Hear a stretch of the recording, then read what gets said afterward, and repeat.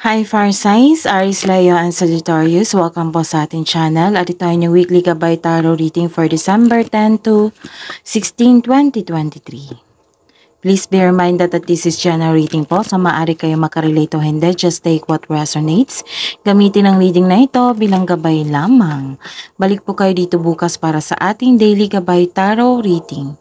Please like, subscribe, and click bell button for notification para po updated po kayo sa daily tarot reading natin. Para po sa gusto magpa-reading, maaari nyo pong makuhang link na sa description box po ito. Message nyo lang po ako sa messenger. Maraming salamat po.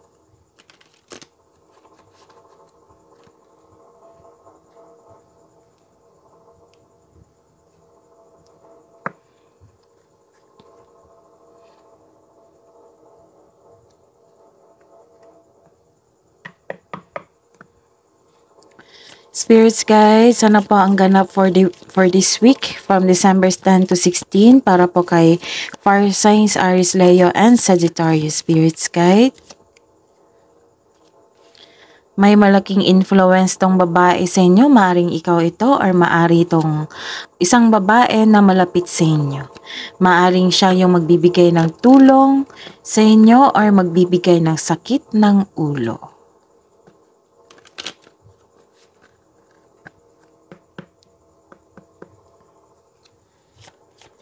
Spirits guys, ano pa po ang ganap for this week, December 10 to 16, 2023 para po kay Aries, Leo, and Sagittarius. Ngayong December 10 to 16 po, weekly gabay. May concern sa inyong occupation yata. May concern na ganap. So let's see pa.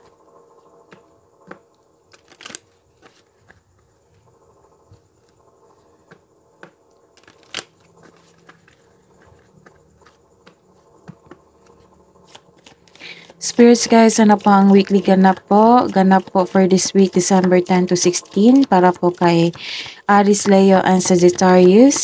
Spirits guide.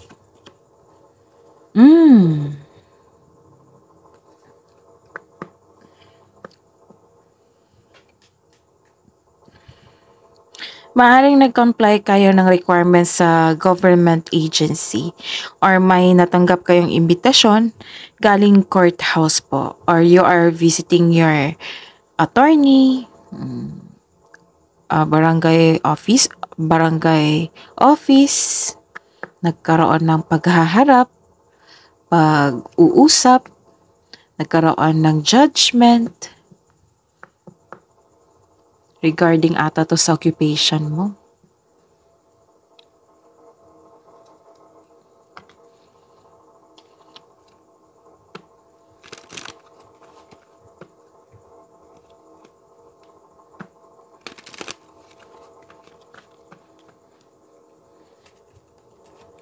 Spirits guys, ano po ang mensahe nyo po para po kay Aries, Leo, and Sagittarius for this week, December 10 to 16, 2023. Mensahe nyo po. Keep going po. Keep going ang sabi dito. Ascending the mountain, which is my trials kayong nagaganap ngayong week na ito, obstacles, challenges sa inyong buhay. So, ang sabi po dito, huwag kayong susuko, keep going forward.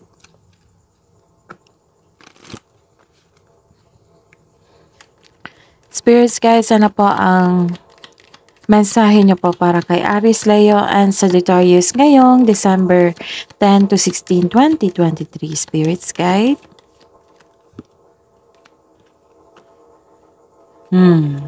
Naghahanap ka ng sagot eh. Ang sabi po ng universe na ang yung sagot ay kayo lang po yung makakasagot sa inyong tanong. The answers are within.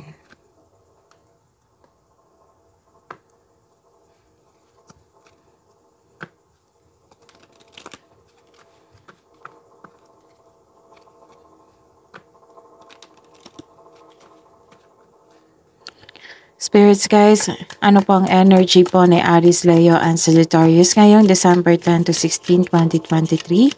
Weekly gabay po nila. Energy po ni Aries, Leo, and Sagittarius for this week. Spirits guide.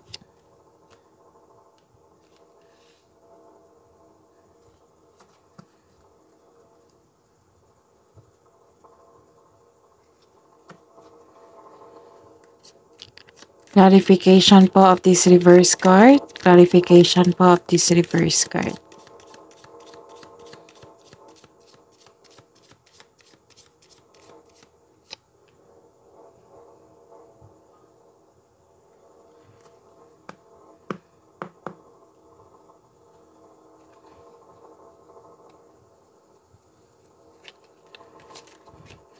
Career and money po ni Aries, Leo, and Sagittarius ngayong December 10 to 16, 2023.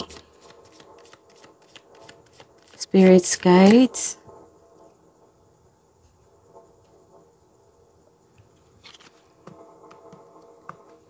Clarification of this reverse card po.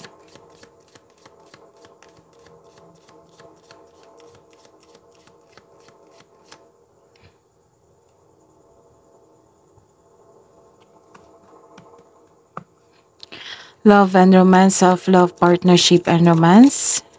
Love and romance, self-love, partnership and romance ni Aries, Leo, and Sagittarius ngayong December 10 to 16, 2023.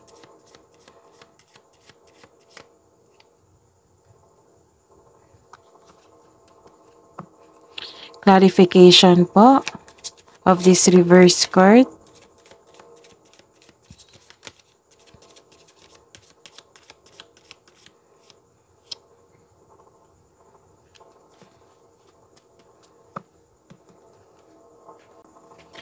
By the way, Aries, Leo, and Sagittarius, please visit our channel po. Scroll down nyo lang po. Doon po yung 2024 Gabay Tarot reading nyo po for this next year po. And check nyo po yung November 2023 natin. Na-upload na po yung monthly Gabay Tarot reading nyo po. December 2023. Separated video po yung Aries, Leo, and Sagittarius. Maraming salamat po. Sa week na ito, ngayong December 10 to 16, 2023. So, you're releasing the emotion dito. You're releasing the pain. Okay? Ano klase kaya ito? So, okay. Nagkaroon kayo ng freedom dito. Nagkaroon kayo ng freedom. You're releasing the person or isang emotion. Nagkaroon po ng freedom. So, this card tells you na this is a good sign na ibinandunan mo na ang toxic na tao o environment sa inyong, like for example, sa bahay nyo to or sa workplace nyo to. So, binigyan mo ng freedom ang inyong sarili.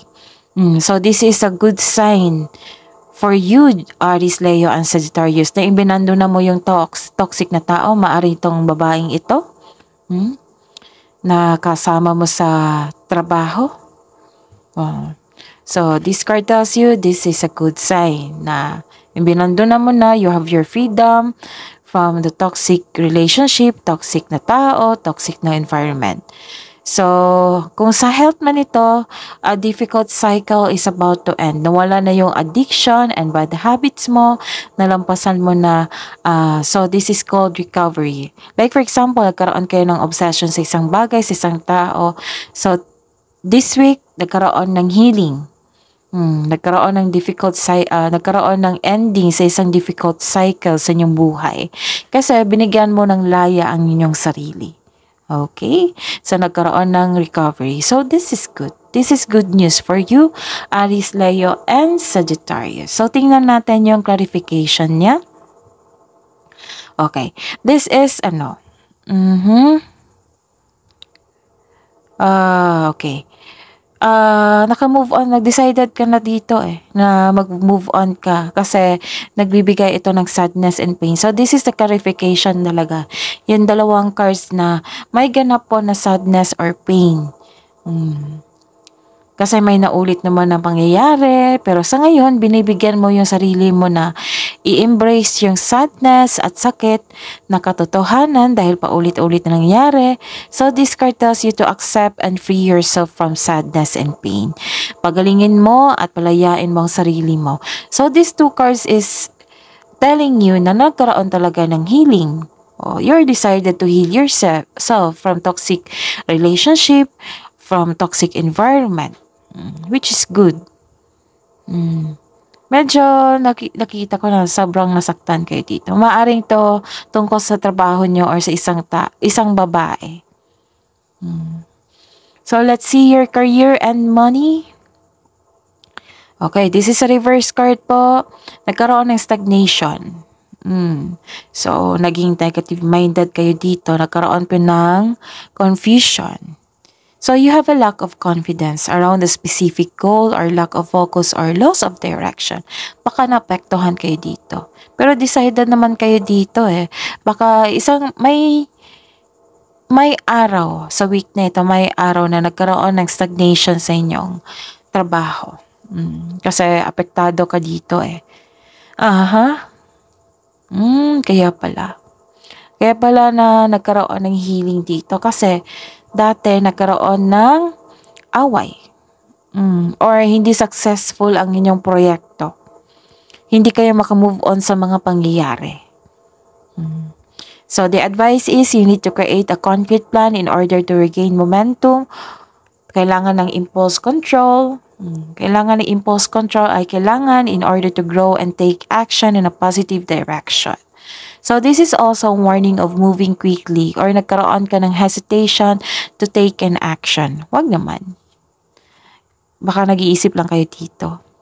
Baka isang araw lang talaga. May araw talaga sa week na ito na magkaroon ng stagnation kasi apektado kayo dito. But at the end of the day, you are decided to heal yourself. Nagkaroon kasi ng recovery dito. Na sabi mo, tama na. Kailangan mabalik na ako sa sarili ko. Ayun. So, kailangan ng pagtanggap, pag-move on. Hanggat maaari, kung magkaroon kayo ng stagnation, so isipin nyo yung motivation nyo, yung inspiration nyo sa inyong kung bakit kayo nagtatrabaho. Para ma-motivate kayo ulit. Para hindi to matuloy itong stagnation na ito. Kasi sayang yung oras, sayang yung araw, sayang yung pera. Kasi nagkaroon ka ng lack of confidence dito. Tapos control your feelings. Huwag niyong dalhin ang inyong negative emotion, negative minded sa inyong kaperahan at sa karera. Kasi maapektuhan talaga to. Kung may problema sa bahay, huwag niyong dalhin sa trabaho. Kung may problema sa trabaho, huwag niyong dalhin sa bahay. Ayun. Para hindi magdamay-damay na yung emotion mo. Magkaroon ng balanse. So, pagsikapan niyo po. Okay? May hesitation ka dito to take in action. Siguro nag-iisip po kayo. So, huwag niyong hayaan na magkaroon ng stagnation. Kailangan maging productive kayo para hindi kayo magkaroon ng sisi. Afterwards, magkaroon ng sisi kasi hindi kayo productive sa araw na ito. Sayang naman yung araw po. So, bigyan ng panahon ang inyong karera at money. Okay? So, ayun, sa clarification is, okay, this is healing talaga. Dalawang na nagsabi dito na nagkaroon ng healing. You are decided talaga na let go mo na yung old emotions, releasing of pain, releasing of grudges, letting go of grudges. May pagkawala dito paninirang puri, panulokong magaganap. Pero nirelease mo na siya. Tanggap mo na siya. Tanggap mo na ang mga nangyayari. Nagkaroon ng disappointment Tapos, may nakita rin ako dito, may gustong bumalik sa past nyo. Regarding po to sa career and money nyo po. So, check nyo po.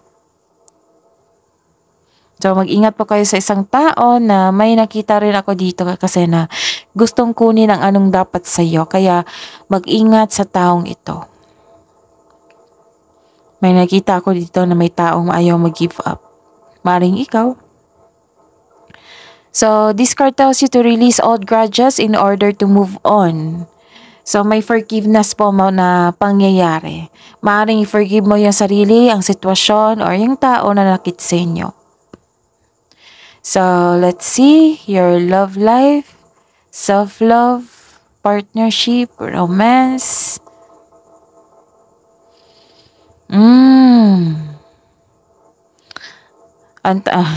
Dalawang nang po nagsabi dito na Dalawang cards na po nagsabi na may magbabalik talaga.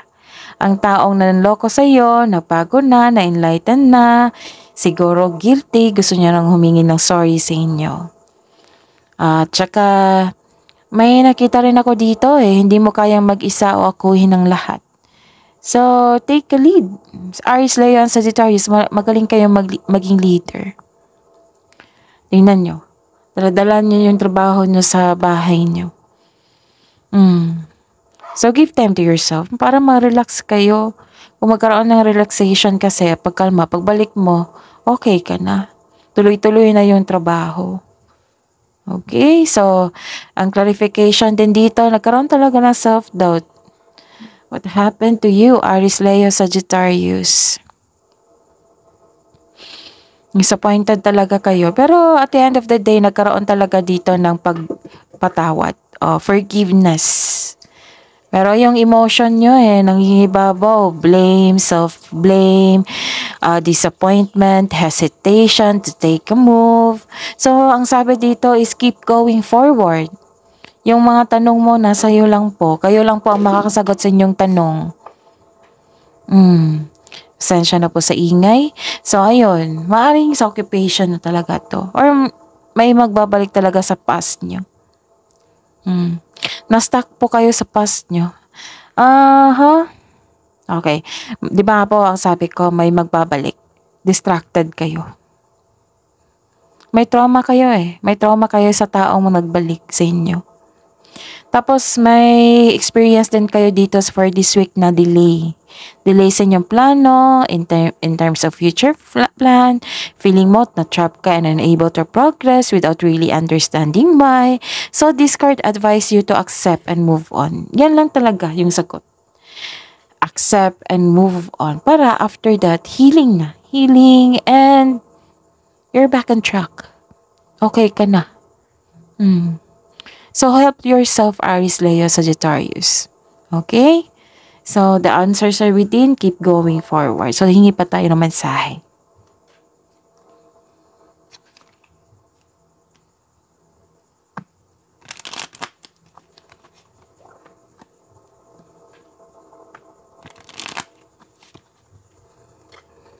Spirits, guys, ano po ang love ganap for this week, December 10 to 16, para po sa mga single na Aries, Leo, and Sagittarius. Spirits guide. Ending with new beginning. May magaganap dito na ending with new beginning. Pagpapalaya po ito freedom, liberation. Dalawang cards na po nagsabi. May ganap na growth dito.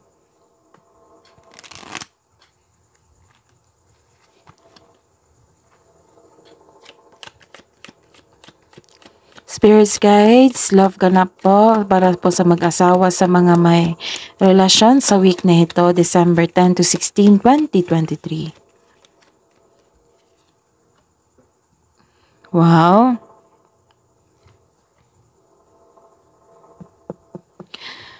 Wow, ang ganda. Engagement, partnership, commitment. This is commitment. May ganap na proposal for this week. May ganap na reunion. May ganap talaga na reunion. May ganap na partnership, another commitment. This is eternity commitment. Okay? Wow, ganda naman.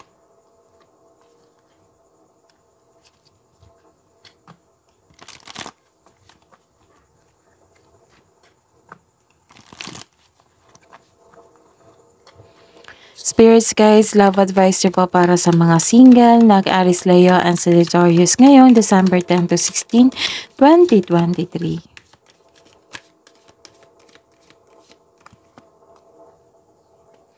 So, connect to your intuition, nagsabi dito.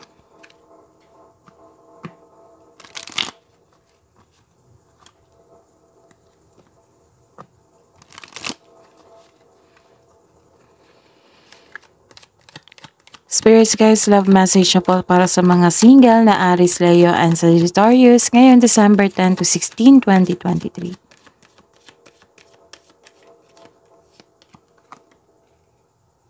Meditate.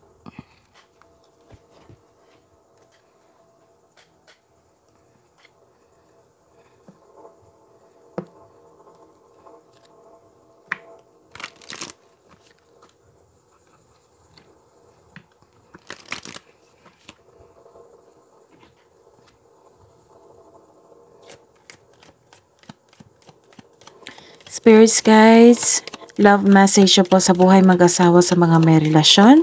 Para po kay Aries, Leo, and Sagittarius ngayon December 10 to 16, 2023.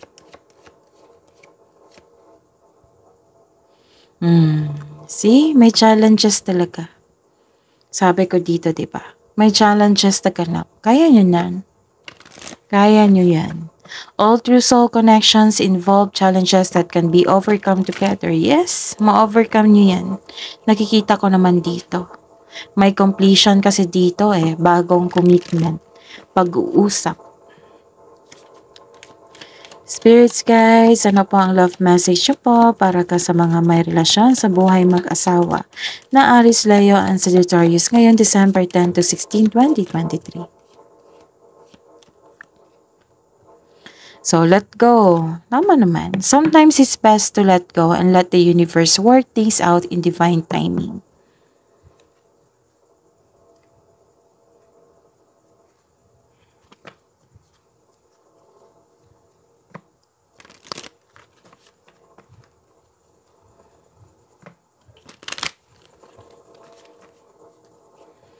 Spirits guys, message na po. Wisdom message na po para kay Aries, Leo, and Sagittarius ngayon December 10 to 16, 2023. Spirits guides.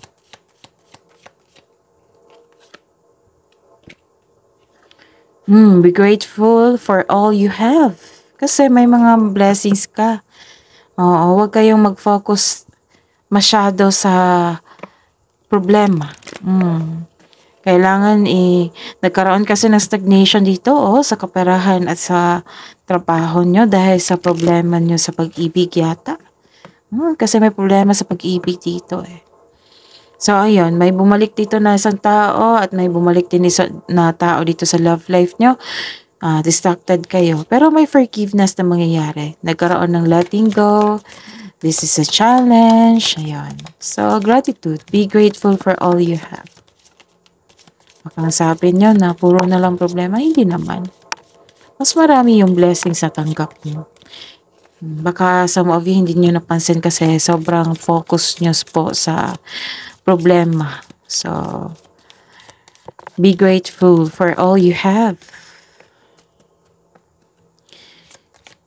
Spirits guys, ano po ang wisdom message nyo po para kay Aries, Leo, and Sagittarius ngayong December 10 to 23.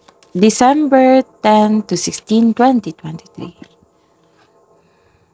So, ayun, see? Kailangan talaga i-let go.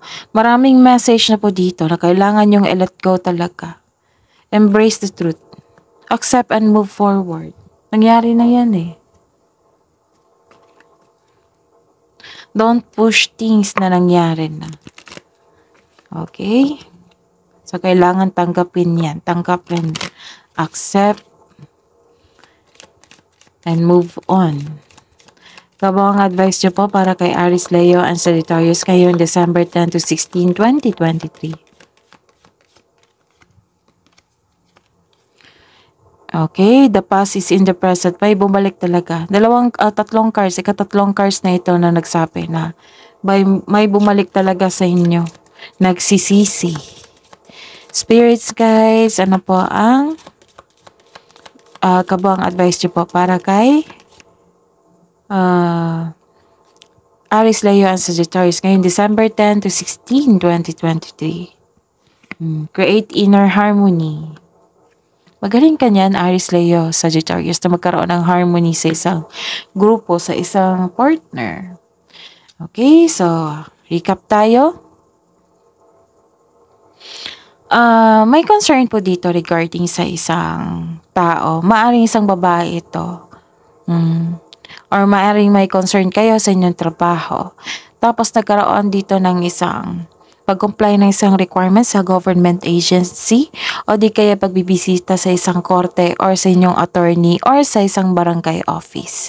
Tapos may advice po dito na may challenges po na magaganap. Dalawang card na po nagsabi. Okay, na keep going forward. Keep going forward. Challenges, obstacles. So, yan. May ganap talaga for this week. Pero, ma-overcome nyo po yan. Nakikita ko dito, ma-overcome nyo po yan kung i-let go nyo yung old emotions nyo po. So, the past is in the present. May bumalik. 3 cards na po nagsabi na may babalik na isang tao na nakarealize na at maghihingi ng tawad. Okay? So, ayun. May concern po dito eh. So, may good sign po dito kasi 2 cards na po nagsabi na nasaktan kayo. Nasaktan kayo sa mga pangyayari. Ang 2 cards din nagsabi dito na you are decided to heal yourself, to let go of this old emotion, to accept and move forward. Kayo po mismo ang nagsabi niyan na nirelease mo yung sadness, pain, letting go of grudges, which is very good. Kasi yan yung part, yan yung susi na magkaroon ng healing. So, a difficult cycle is about to end. Ending with new beginning. So, 2 card po nagsabi na nagkaroon ng ending with new beginning. Nagkaroon po ng freedom rin. You're freeing yourself from a toxic person, from a toxic workplace, from a toxic environment. Nagkaroon ng pagbabago. This is growth. Growth sa inyong sarili. So, this is called recovery. Nagkaroon ng recovery po. Okay, so, ayun. Distracted kayo sa dumating na past person. Kasi maghihingi siya na sorry eh. Distracted kayo. Maybe nagkaroon kayo ng trauma sa taong ito. Nagkaroon kayo ng trauma kahit iniisip nyo lang siya. Atake talaga yung trauma nyo. So, na-stuck kayo sa past nyo. Nagkaroon ng stagnation. So, ang card na ito, nagsabi na kailangan yung tanggapin. Kailangan yung tanggapin, accept and move on ang mga nangyari na. Pero may nakita kong forgiveness po dito. May nakikita kong forgiveness. So, okay. So, you're releasing the pain, releasing the anong tawag dito?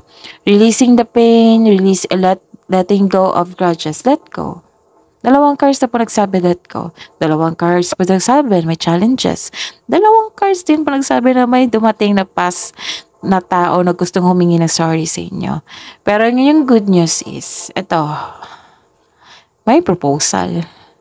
May proposal na magaganap. This is commitment, this is engagement, maaring proposal ito for marriage.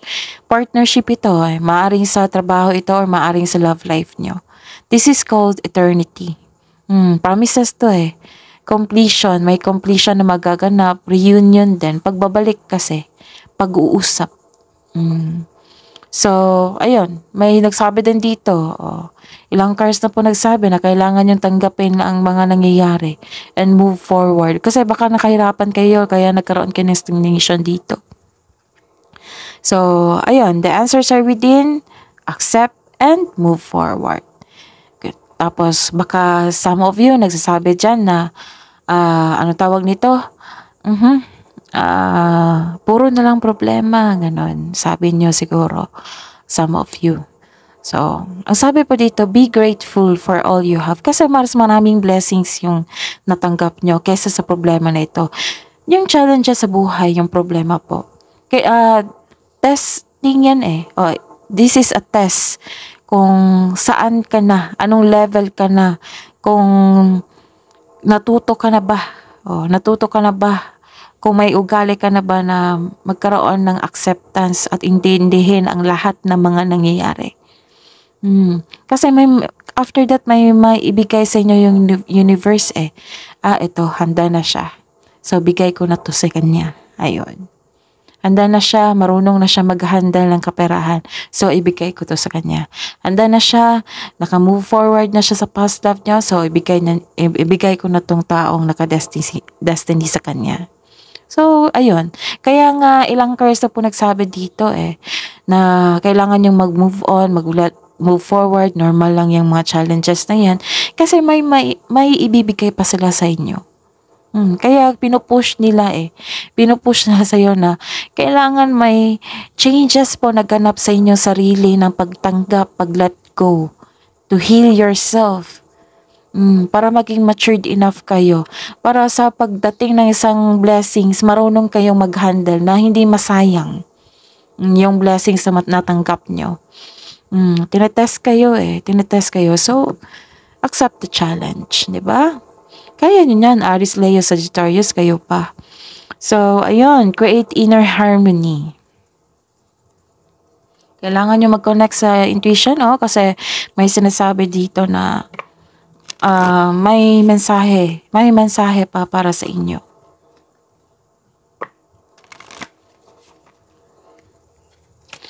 Spirits guys, Spirits guys, angels, archangels, guardian angels, mensahe niyo po para kay Aries, Leo, and Sagittarius ngayong December 10 to 16, 2023. All is well.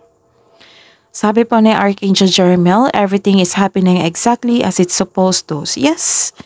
Kasi itong challenges dito is, ang sabi dito, nakadestiny to sa inyo. Tinetest po kayo kung marunong na ba kayong mag-handle isang sitwasyon na ganyan. Kasi may blessing na ibibigay pa sa inyo. Everything is happening exactly as it's supposed to with hidden blessings, see? With hidden blessings, you will soon understand, see? Kasi pag after nyan, ending with new beginning, so pagtapos na, so binigyan na yung blessings. Ito pala yun, para hindi masayang. Natuto na ako. So, para hindi masayang itong blessing, so natuto na ako mag-handle ito. Okay? So, with hidden blessings, you will soon understand. Kakasabi ko niyan kanina.